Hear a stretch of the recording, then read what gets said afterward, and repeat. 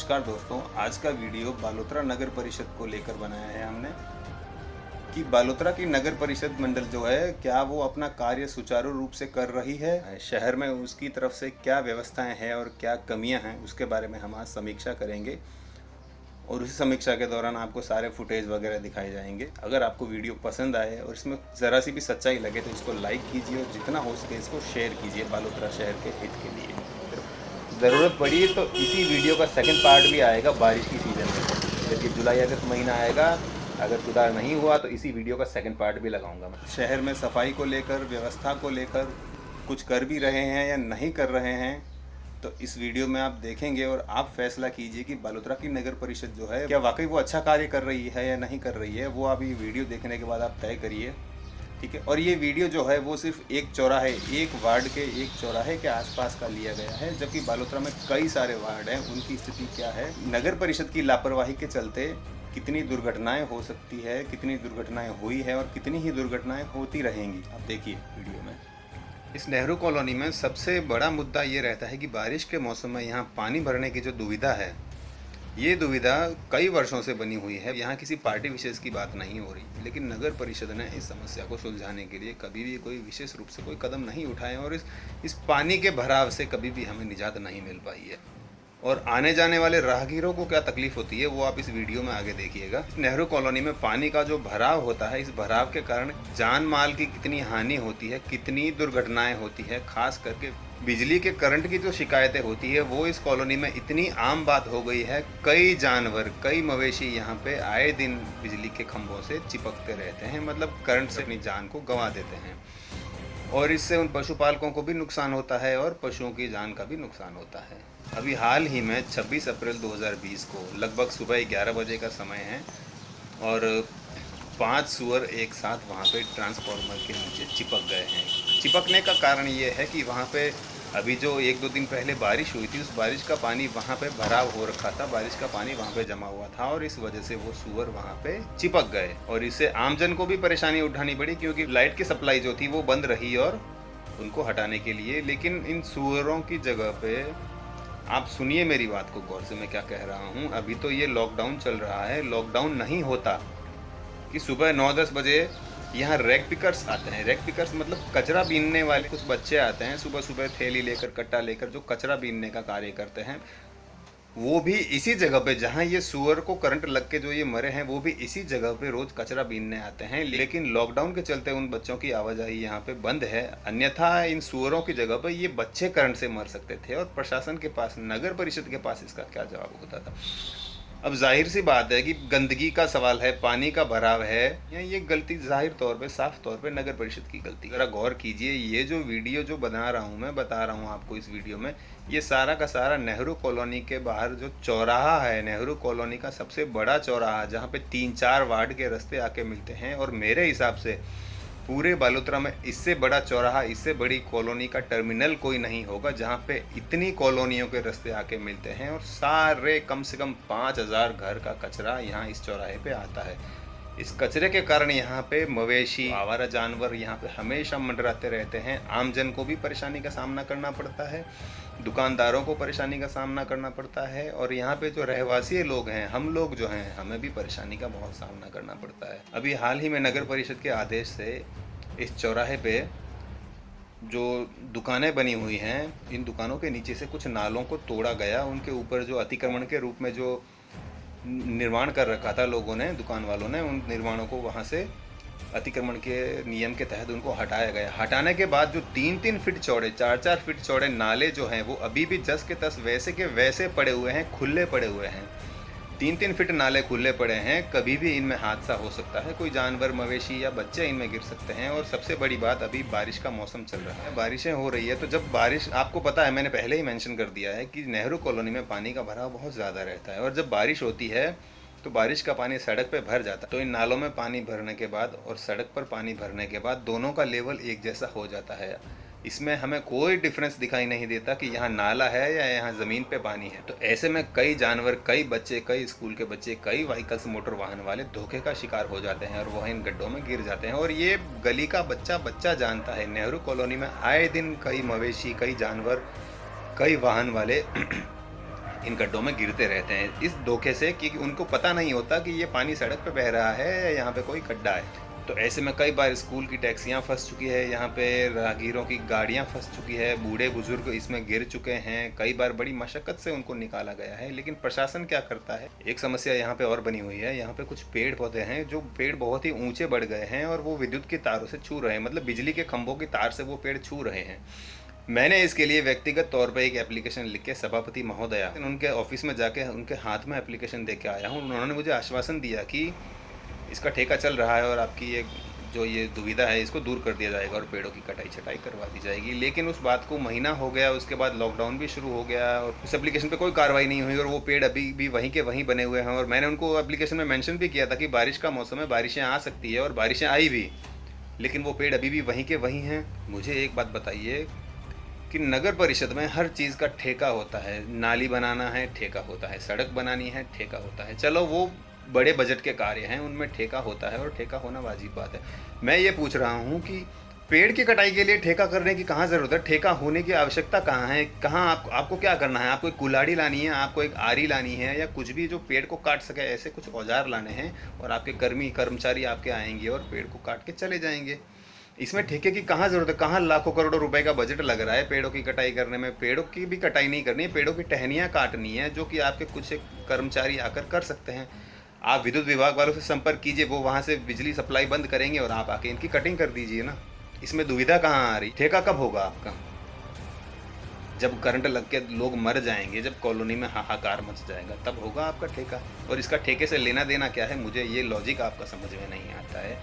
एक घर है, दो घर है, एक कॉलोनी में आपको पेड़ पौधे की कटिंग करनी है, टहनियाँ काटनी है जो बिजली के तारों से छू रही है, तो इसमें बजट की आवश्यकता कहाँ है? मुझे ये समझ नहीं आ रहा है। और इस चौराहे पे आप हर तरह के आवारा पशुओं को घूमते हुए देख सकते। कभी भी इस कॉलोनी में आ जाइए, आपको इस चौराहे पे हमेशा कुछ बैल आपस में लड़ते भिड़ते दिखाई देंगे और इस वजह से कई बुजुर्ग, कई स्कूली बच्चे चोटिल हुए हैं। बच्चों को, उन महिलाओं को, उन बुजुर्गों को, उन वाहन वालों को हादसे का शिकार होना पड़ रहा है। तो या तो आप खुला कह दीजिए कि एक एप्लीकेशन नहीं, आपको 100 एप्लीकेशन देनी पड़ेगी एक ही काम के लिए। एक रवैया और है कि एक व्यक्ति के एप्लीकेशन देने से आप काम नहीं करोगे, तो आप चाहते हो कि 100-200 आदमी उस पर साइन करके लाए। अब जब वो समस्या 100-200 लोगों को है ही नहीं है, अब जब वो समस्या 100-200 लोगों को नहीं हो रही है, मेरा घर नुक्कड़ पे है, चौराहे पे है, वो समस्या मुझे हो रही है, तो जाहिर सी बात है, ऑब्वियसली वो साइन करें या ना करें, मैं तो कर रहा हूँ ना। तो वो मेरी समस्या है, तो मैं अपनी समस्या आपके पास, प्रशासन के पास लेके आया हूँ, तो आपका फ़र्ज़ बनता है कि आप उस समस्या का समाधान करें। आप ये क्यों देखते हैं कि इस एप्लीकेशन पे कितने सिग्नेचर हो रखे हैं, वार्ड वासियों के सिग्नेचर है या नहीं है? मतलब मेरी किसी की व्यक्तिगत समस्या है तो क्या वो समस्या नहीं है? क्या प्रशासन उसको समाधान, क्या प्रशासन उसका सॉल्यूशन निकालने के लिए बाध्य नहीं है? क्या ये आपकी ड्यूटी नहीं है? और मैं बार बार कह रहा हूँ, सुअर गए तो कोई बात नहीं, लेकिन इसकी जगह वो रैक पिकर्स जो होते हैं ना, रैक पिकर्स यानी कि जो कचरा बीनने वाले बच्चे जो होते हैं, वो बच्चे होते इनकी जगह तो क्या होता, क्योंकि उनका भी यही हॉटस्पॉट है, यहाँ आके वो कचरा बीनते, क्योंकि यहाँ लगभग 5-10 हज़ार घरों का कचरा इस चौराहे पे आता है। मेरे हिसाब से पूरे बालोतरा में इससे ज़्यादा गंदा, इससे ज़्यादा बड़ा कोई चौराहा नहीं है और इससे ज़्यादा क्राउडी, इससे ज़्यादा भीड़ भाड़ वाला कोई चौराहा नहीं है। और यहाँ पे पानी का भराव जस्ट ट्रांसफार्मर के नीचे, बिल्कुल ट्रांसफार्मर के नीचे यहाँ पे पानी का भराव जब भी बारिश आती है तो वो यहीं भरा रहता है। अब ये सुअर चिपक गए, इन सुअरों की डेड बॉडी को हटाने के लिए फटाफट नगर परिषद प्रशासन ने सक्शन पंप वाली गाड़ी बुलाई, फटाफट से पानी को सींच के ज़मीन को सुखा के इन सुअरों की डेड बॉडीज़ को हटा के जेसीबी बुला के, क्रेन मंगवा के, जैसे भी इनसे हो सकता है वैसे करके इनको फटाफट से इस मामले को निपटाया और रफा दफा कर दिया। जब भी बारिश होती है उसके बाद दूसरे दिन जब यहाँ पानी तब भी यहाँ भरा हुआ ही रहता है, तो हर बार जब बारिश बंद होने के बाद यहाँ इनकी गाड़ी आके सफाई क्यों नहीं करती है? पेड़ के, एक मामूली सी पेड़ की 4 टहनियाँ काटने के लिए आप कह रहे हो कि इसका ठेका होता है। कहाँ लाखों रुपए का बजट लग रहा है, कहाँ करोड़ों रुपए का बजट पास करवाना है आपको पेड़ों की टहनियाँ कटवाने के लिए? आप विद्युत विभाग से संपर्क कीजिए और वहाँ से बिजली की सप्लाई बंद करवा के आप अपने नुमाइंदों को, अपने कर्मचारियों को भेज के टहनियाँ कटवा दीजिए ना। इसमें कहाँ ठेके की और बजट की आवश्यकता पड़ रही है? ये तो अफसरशाही, नौकरशाही और लाल फीताशाही के तहत आते हैं ये सारे। तो ठेका करवाना है, ये करवाना है, वो करवाना है, तो काम इजीली आप कंप्लीट कर सकते हैं, उसको कीजिए ना यार। ये आपके खुद के शहर के हित के बारे में है। ये जो बिजली के खंभे कई सालों से यहीं पड़े हैं, वो भरे हुए पानी के अंदर सड़ रहे हैं, गटर खुले पड़े हैं, और उन खुले गटर के ढक्कन भी बाजू में पड़े हैं, लेकिन कोई ऐसा नहीं है, नगर परिषद के कोई आदेश नहीं आ रहा है कि वो ढक्कन उनके जस्ट पास में पड़े, उन ढक्कन को उठा के उन गटर के ऊपर कवर अप कर दिया जाए। ऐसा भी कुछ नहीं हो रहा है। वो ढक्कन वहीं पड़े सड़ रहे हैं, बिजली के पोल वहीं पड़े सड़ रहे हैं। अगर मैं एक आरटीआई डाल के इन सारे खंभों की और इन सब की कीमत निकलवाऊँ ना आरटीआई के तहत, तो ये लाखों रुपए का माल पूरे बालोतरा में पड़ा पड़ा सड़ रहा है। लेकिन नगर परिषद ना तो इनको उठा के अपने परिसर में लेके जा रहा है, ना तो इनको वहाँ ले जाके कहीं उचित रूप से इनको इनका रख रखाव कर रहा है। ये यहीं तो पड़े पड़े ख़राब हो रहे हैं। इन खंभों को खंभे टूट रहे हैं, जंग लग रही है। बच्चों को मैंने देखा है कि ये इन खंभों को तोड़ तोड़ के इनके अंदर से लोहे के सरिये निकाल निकाल के ले जा रहे हैं, बेच रहे हैं। तो ये जनता के हाथों आप नुकसान करवा रहे हो। इससे बढ़िया है कि अपनी संपत्ति है, सरकारी संपत्ति है, तो इसको आप कहीं उचित स्थान पे ले जाके रखिए। इस चौराहे की दुर्दशा देखिए, इस पूरे बालोतरा शहर को देखकर या इस चौराहे को आप देखिए ना, आपको खुद को महसूस हो जाएगा इस 21वीं शताब्दी के इस बालोतरा शहर से तो अच्छी वो मोहनजोदारो की सभ्यता थी या हड़प्पन सभ्यता थी। वहाँ की व्यवस्था देखिए, जो आज से 5-5, 10-10 हज़ार साल पुराने शहर जो थे, जो खुदाई से निकले, उनकी व्यवस्था और उल्टा ज़्यादा अच्छी लग रही है हमें। यहाँ की ये क्या व्यवस्था कर रखी। नेहरू कॉलोनी की हालत आप देखिए, ये फुटेज आपके सामने। पानी भर रहा है, मलेरिया को बढ़ावा दे रहे हो आप। एक तरफ आप लोग पेस्टिसाइड छिड़कने आते हो, एक तरफ आप वो सैनिटाइजर छिड़कने आते हो अपनी मशीनें लेकर, और एक तरफ आप ये जो जमा हो रखा पानी है इसको आप उठा नहीं रहे हो। इसको आप सक्शन के द्वारा, सक्शन पंप वगैरह, मोटर जो भी आपके पास जुगाड़ है, उसको लाके आप इस पानी को सींच नहीं रहे हो। और दूसरी तरफ आप मच्छरों को बढ़ावा दे रहे हो, खूब मच्छर फैले हैं, खूब अंडे दें इन पर। दूसरी तरफ आप सैनिटाइजर लाके छिड़काव कर रहे हो मच्छरों को या बीमारियों को भगाने के लिए। तो मुझे समझ में नहीं आ रहा है। मतलब चोर को कह रहे हो घुस और कुत्ते को कह रहे हो बस। मतलब छिड़काव करने की नौबत ही नहीं आए, आप पहले से ऐसा कुछ क्यों नहीं करते। ये पानी जमा हो रखा है, ये वीडियो में दिखाई दे रहा है। ये पानी का कोई समाधान नहीं है आपके पास। आप एक बड़ा बजट लेके आइए और इस सड़क को या इस एरिया को जहाँ पे पानी का भराव है, इस एरिया को आप अपलिफ्ट करने की योजना क्यों नहीं बनाते, यानी कि इसको थोड़ा ऊपर उठाने की योजना क्यों नहीं बनाते। ये शहीद सरदार भगत सिंह स्टेडियम होने से पहले इसको बांकिया कहा जाता था। तो इस बांकिया में क्या था, पूरे शहर की गंदगी, एक वीरान सा इलाका था। यहाँ पे इतना गहरा गड्ढा था कि आप सोच भी नहीं सकते, सबको पता है। इस गड्ढे को भर के इतना शानदार मैदान बना दिया है। ये भी तो एक नगर परिषद की कार्यवाही से ही हुआ है ना। तो इस छोटे से चौराहे के आजू बाजू के एरिया को, इस कॉलोनी को अपलिफ्ट क्यों नहीं किया जा सकता। लेकिन इसकी ज़रूरत किसको है, हमें ज़रूरत है, आपको थोड़ी ज़रूरत है, आप क्यों करेंगे। लेकिन चूंकि आप प्रशासन में बैठे हैं, आपके पास अधिकार है, ऑथोरिटीज़ है आपके पास। इस मैदान की सार्थकता क्या रही फिर, ये किस काम का। ये 15 अगस्त 26 जनवरी के अलावा पूरे साल ये फ्री रहता है, ये मैदान खाली रहता है। तो सिर्फ कबूतरों के लिए ही ये मैदान निर्माण करवाया है क्या आपने। क्या गाय बकरियों के लिए ये मैदान, इनको इसमें चारा नहीं दिया जा सकता। इसमें सिर्फ कबूतरों को ही दाना दिया जाएगा, इसके अलावा अन्य कोई मवेशी को इसके अंदर अलाउ नहीं किया जाएगा। क्या ऐसा संविधान में लिखा है या बालोतरा के किसी कानून में लिखा है। बैकवर्ड क्लास का एरिया है तो वहाँ पे मतलब कुछ भी चलेगा। इस एरिया को आप हल्के में मत लीजिए, क्योंकि इस एरिया में इनकम टैक्स ऑफिस है, जो कि बहुत ही बड़ा और अपने आप में हमारे लिए गर्व की चीज़ है। इनकम टैक्स ऑफिस है, नर्सिंग का हॉस्टल है, यहाँ पे बालोतरा की सबसे बड़ी सब्जी मंडी भी इसी एरिया में है। सब्जी मंडी के आसपास आप जाके देखिए, कूड़ा कचरा, कुत्ते बकरियाँ, लोगों का सब्जी खरीद दुश्वार हो गया है। क्या व्यवस्था कर रहे हो आप लोग। और फायर ऑफिस भी इसी जगह पे है, पटवार भवन भी इसी जगह पे है, सिनेमा हॉल इसी जगह पे है, नीलम टावर इसी जगह पे है। बालोतरा के जितने भी बड़े बड़े मॉल्स, बड़े बड़े सरकारी दफ्तर, PWD, PHED, नगर परिषद, सब इसी एरिया में है। लेकिन फिर भी सबसे पिछड़ा हुआ एरिया, सबसे गंदा एरिया यही है। ऐसा क्यों है। जैसे कोई पार्षद यहाँ आता है, पार्षद के आजू बाजू भीड़ इकट्ठी करके खड़े हो जाएंगे, साहब ये कराओ, साहब। अरे ये साहब क्या करवाएगा, ये साहब अपनी ड्यूटी को व्यक्तिगत तौर पर ले ही नहीं रहा है। ये अभी तुम्हें कहेगा कि हाँ हाँ हम करेंगे, कोशिश करेंगे, हम करवाएंगे, लेकिन वो वापस घर जाके बैठ जाएगा। कोई मतलब नहीं, इसके लिए आम बात है। ये पार्षद के लिए ये आम बात हो जाती है, कोई बड़ी बात नहीं। वो अपने 5 साल के कार्यकाल में ऐसे कई घटनाएं देखता रहता है। लेकिन दुविधा किसको होती है, जो वहाँ का निवासी है। आजकल पार्षदों में भी ये ट्रेंड चल रहा है, पार्षद मामलों को गंभीरता से लेने के बजाय सेल्फियों को ज़्यादा गंभीरता से ले रहे हैं। पार्षद को कोई समस्या बताते हैं तो वो पार्षद जो चुनाव जीतने से पहले था, वो हमें ये कहता था कि अरे आप एक बार मुझे जितवा के देखिए, कोशिश करके देखिए, और आपकी सारी दुविधाएं मैं हल कर दूंगा। जीतने के बाद वही पार्षद क्या मशवरा देता है कि भाई एप्लीकेशन लगाओ, एप्लीकेशन दीजिए।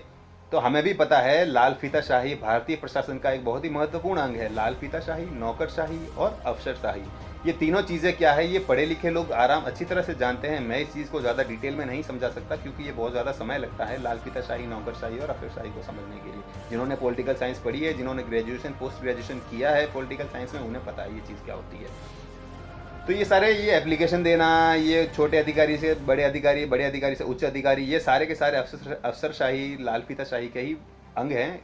इनमें हमें नहीं उलझना है। लेकिन ये पार्षद कहता है कि आप ये एप्लीकेशन दीजिए, एप्लीकेशन दिया, कुछ नहीं हुआ, फिर एक एप्लीकेशन और दीजिए। इस तरह से एप्लीकेशन देते देते जब तक नगर परिषद के चक्कर लगाते लगाते आपकी चप्पल नहीं घिस जाएगी ना, या चप्पल भी घिस जाएगी but there is no solution, फिर भी आपके काम का कोई हल नहीं निकलने वाला आपकी दुविधा का। मैं फिर से कह रहा हूँ, ये वीडियो किसी भी नेता अभिनेता के विरुद्ध नहीं बनाया जा रहा है। ये एक प्रशासन का जो तंत्र है, जो स्वायत्त शासन विभाग का जो म्यूनिसिपल डिपार्टमेंट है, उसकी कहीं ना कहीं ये कमी सामने आई है मेरे देखने में। तब मैंने ये वीडियो बना के इसको मैंने जारी किया है। मतलब जनहित में जारी कर रहा हूँ मैं। मेरा किसी से कोई लेना देना नहीं है कि ये कौन सी पार्टी का बोर्ड यहाँ बैठा है, या सभापति कौन है, या कमिश्नर कौन है। I don't care and I don't have any interest in these matters. मुझे इनमें कोई रुचि नहीं है। ऐसा नहीं है कि 2020 के अंदर जो नगर परिषद में जो चल रहा है ये उसी के दौरान ये हुआ है, नहीं। 2019 में भी था, 18 में भी था, 17 में भी था, 15, 16, 14, 13, 11, कई सालों से हर साल, मतलब बोर्ड चाहे किसी का भी हो, ये दुविधाएं आम जनता को हमेशा भोगनी पड़ रही है। नेहरू कॉलोनी में आज से नहीं है, पिछले 20-25 सालों से ये दुविधा बनी हुई है। पानी का भरा बना हुआ है। थोड़ा सा भी अगर बारिश हो गई ना, थोड़ी सी भी 2-4 बूंद भी आ गई ना, तो बालोतरा की नेहरू कॉलोनी में घुटनों तक पानी भर जाएगा। फिर देखो आप ये खुले नालों के मज़े और ये खुले गटर जो है ना, इनके मज़े देखो। फिर आप थोड़ा सा नेहरू कॉलोनी में पानी भरते रहो। ज़रूरत पड़ी तो इसी वीडियो का सेकंड पार्ट भी आएगा बारिश की सीज़न में, जब ये जुलाई अगस्त महीना आएगा। अगर सुधार नहीं हुआ तो इसी वीडियो का सेकंड पार्ट भी लगाऊंगा मैं। इसका कोई जुगाड़ आपसे नहीं लगवा रहा। अच्छी बात है, फ्लाईओवर बन रहा है, अंडर ब्रिज बन रहा है, ओवर ब्रिज बन रहा है, जो भी बन रहा है, लेकिन ये नेहरू कॉलोनी की तरफ भी तो थोड़ी अपनी दया दृष्टि कीजिए महाजन। एक मेरे भाइयों से भी मेरा आग्रह है, मेरा निवेदन है कि आप भी प्लीज़ थोड़ी कोशिश कीजिए कि आपके ये जो मवेशी हैं, आपके जो पिग्स हैं, आपके सूअर जो हैं, जो आप पिग फार्मिंग करते हैं, कोशिश कीजिए कि आप इनके लिए उचित बाड़े की व्यवस्था करें। आप इन्हें बाड़े के अंदर रखा करें। देखो भाई, ये हमारे घर के आजू बाजू आते हैं और बड़े दीवारों में गड्ढे कर दिए हैं, बाढ़ में गड्ढे कर दिए हैं। इधर उधर राहगीरों का आना जाना हराम कर रखा है इन्होंने भी। और नगर परिषद बालोतरा से मेरा निवेदन है कि कृपया करके कोशिश कीजिए कि आप यहाँ कोई साइन बोर्ड लगाइए। उस स्वच्छ भारत अभियान की आप खुलेआम धज्जियाँ उड़ा रहे हो। ये स्वच्छ भारत के नमूने मैंने आपको दिखा दिए हैं वीडियो में। ये पानी, ये गटर, ये सड़ते हुए ढक्कन, ये गिरते हुए जानवर, ये कीचड़, ये लोगों के घरों में गड्ढे कर रहे हैं, ये सूअर, ये कुत्ते, ये बकरियाँ, ये भेड़ें, ये गाय वगैरह जो भी है। तो स्वच्छ भारत अभियान को आप बहुत अच्छे से चला रहे हो, जनता भी देख रही है और आप भी देख रहे हो। सैंपल मैंने आपको दिखा दिया है। तो एक तरफ बड़ी सरकार कह रही है कि आप स्वच्छ भारत में सहयोग कीजिए, दूसरी तरफ आप स्वच्छ भारत को लागू कितना कर रहे हो ये आप देख लीजिए, और जो समाधान बन पड़ता है उसको कीजिए। और दुआ करना कि मुझे इसका सेकंड पार्ट नहीं बनाना पड़े वीडियो का, क्योंकि जून, जुलाई, अगस्त, सितंबर, इन आने वाले महीनों में वापस बारिश का सीज़न आ रहा है और मैं वापस इसका सेकंड पार्ट बनाऊंगा अगर मुझे इसमें कहीं सुधार नज़र नहीं आया तो। ये मेरे अकेले के हित की बात नहीं है। जो पेड़ों की टहनियाँ बिजली के खंभों से, बिजली के वायर से छू रही है, उनको काटने के लिए आपको ठेके की ज़रूरत पड़ रही है कि ठेका नहीं हुआ, ठेका होगा तब कटेगा। काय का ठेका करवाना है? कुल्हाड़ी का 1 लाख रुपया लग रहा है, या टहनियाँ काटने वाली आरी का क्या करोड़ रुपया लग रहा है? कहाँ ठेका? आपके पास जेसीबी है, आपके पास क्रेन है, आपके पास लेबर है, आपके पास कर्मचारी है, आपके पास सब है।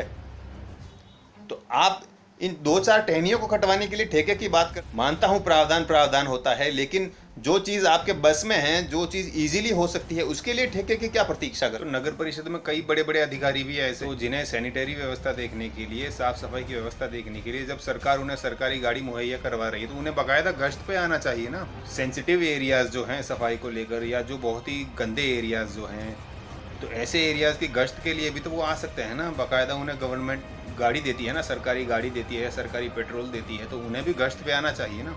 पुलिस कैसे गश्त पे आती है? जो red zone, danger zone area जो होता है, जो हाईली सेंसिटिव एरियाज जो होते हैं, वहाँ पे जिस तरह से पुलिस गश्त लगाती है, पुलिस भी सरकारी गाड़ी में आती है, आपको भी सरकारी गाड़ी मिलती है, तो आपको गश्त देने में क्या प्रॉब्लम है? मैं नगर परिषद के उच्च अधिकारियों से ये पूछना चाहता हूँ कि हर छोटी छोटी समस्या के लिए आप क्या चाहते हैं कि हम मुख्यमंत्री को ट्वीट करें, या हर छोटी छोटी दुविधा के लिए पीएमओ में, प्रधानमंत्री कार्यालय में ट्वीट करें, ट्विटर पे जाके? स्थानीय तंत्र तो आपके हाथ में है, स्थानीय सरकार या स्थानीय शासन आपके हाथ में है। तो हम छोटी छोटी बात के लिए आप क्या चाहते हो? मतलब छोटी छोटी बात के लिए हमें प्रधानमंत्री कार्यालय में ट्वीट करना पड़ेगा, छोटी छोटी बात के लिए मुख्यमंत्री कार्यालय में ईमेल करना पड़ेगा, जबकि वो कार्य उस लेवल का ही नहीं है कि हम उन लोगों को परेशान करें। आप लोगों को रखा ही इसलिए है कि आप स्थानीय प्रशासन संभालें।